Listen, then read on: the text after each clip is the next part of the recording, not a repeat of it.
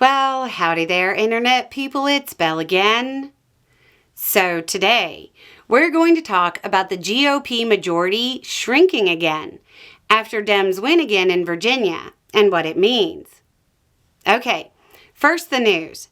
Then we'll get to the question that keeps coming in. Democratic candidate James Walkinshaw won in the special election to fill the vacant seat of the 11th Congressional District in Virginia. It wasn't even close. A blowout, landslide, whatever term you want to use, it applies. It looks like he won by almost 50 points. Not won with 50%, won by 50 points. With the outstanding votes counted, it looks like he'll have around 75% of the vote, to the Republican candidate's 25%. This win shrank the House GOP's majority. It's now 219 to 213. He was sworn in on Tuesday, and on Wednesday, he signed on to Massey's Epstein petition. That brought the petition to 217. It only needs 218. There's another Democratic Party win expected later this month. That's the news. The DNC chair, Ken Martin, said the win, quote, continues the dominant trend we're seeing so far this year. Democrats are massively overperforming in nearly every race.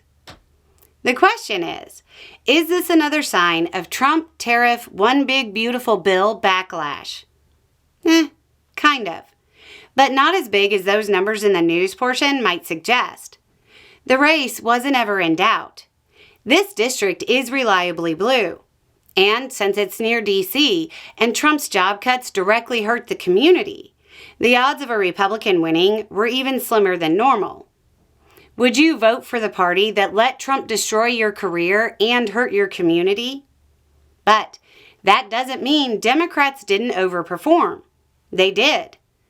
In the 2024 presidential election, the 11th district voted 65% in favor of Harris. So, it's still a good sign.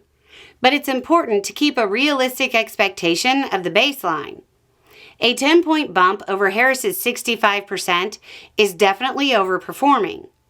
There's not a political party on the planet that wouldn't cheer a 10-point increase. Walkinshaw himself made it clear he believed his win was due to, well, it's the economy, stupid. He said, quote, the dominant issue in this race has been job cuts caused by Donald Trump, and I think that's meaningful for the rest of the country.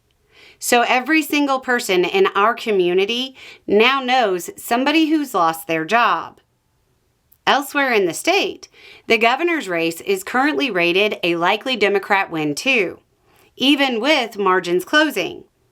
Former Congressperson Spanberger leads the Republican candidate Lieutenant Governor Earl Sears by about 9 points. The current governor is a Republican. So, the end takeaway here is yes, this continues the trend of Democrats performing better than expected in special elections for Congress in the lead up to the midterms.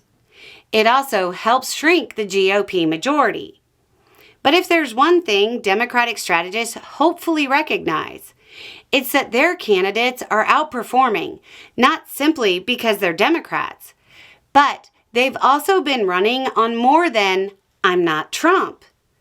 They're running on better economic policies. Anyway, it's just a thought. Y'all have a good day.